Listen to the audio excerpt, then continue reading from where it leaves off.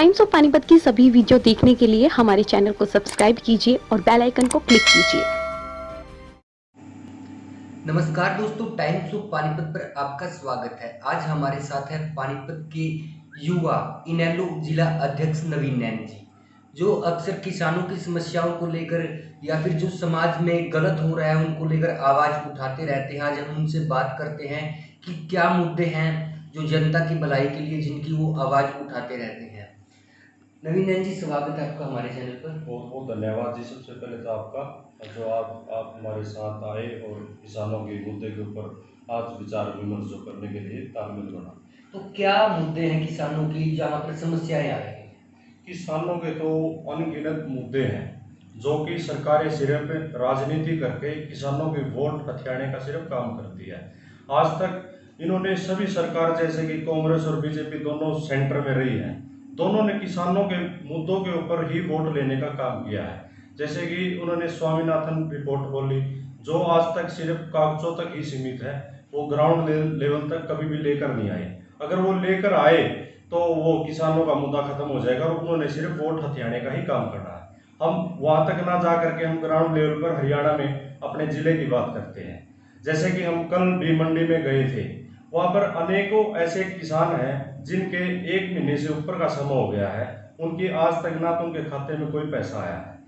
वो पैसा अगर उनके खाते में आए तो मजदूर है, जैसे मशीन वाले की कटाई के पैसे देने हैं, तूड़े वाले के पैसे देने हैं, उन्होंने अपने बच्चों की स्कूलों की फीस है और अनेकों ऐसे खर्चे, दाल चीनी, जो उनका सिर्फ वो फसल के जो पैसे आएंगे उनसे ही खर्चा चलता है।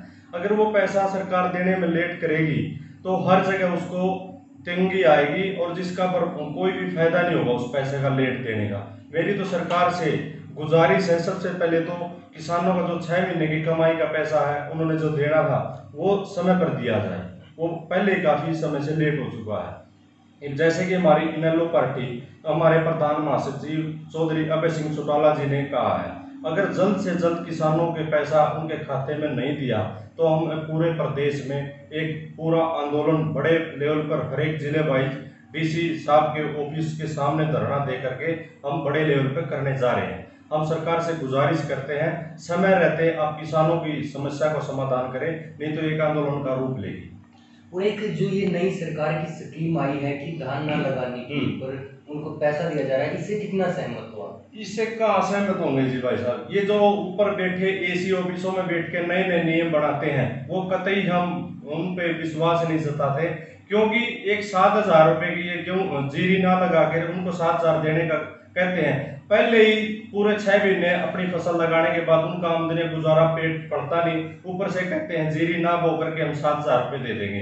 दूसरी वो क्या फसल लगाएंगे और 7,000 रुपए में क्या गुजारा होगा? ये बिल्कुल कतई गलत है, इसका हम पुरजोर विरोध करते हैं। ऐसा ये ना करके अपनी स्कीमें ले आए जिससे किसानों का पैसा और आमदनी दुगनी हो सके, उनका गुजारा चल सके। ये 7,000 उल्टा किसानों को मारने का काम ये सरकार करने जा रही है, इसका हम पुरजोर विरोध करते हैं। और किसानों के बीच भी हम जाकर के उनकी बात करी थी, वो भी कहते हैं हम ये स्कीम बिल्कुल भी लागू नहीं होने देंगे। शराब का कारोबार जो फल फूल रहा है उस पर क्या कहना चाहोगे, जबकि किसानों की तरफ कोई ध्यान नहीं दिया जा रहा? किसानों का तो इस सरकार में सबसे ज्यादा बेड़ा गर्क करने वाली ये बीजेपी सरकार है। दूसरी बात, जो सरकार में आने से पहले जो भी व्यक्ति लोगों के बीच में भाषण देने जाते थे वो कहते थे हम हर एक गांव से दारू का ठेका उठवा देंगे, और अब वही आदमी इस चीज पर आकर के सबसे ज्यादा पुलिस को पास खड़ी करके दारू बिकवाने का काम कर रही है।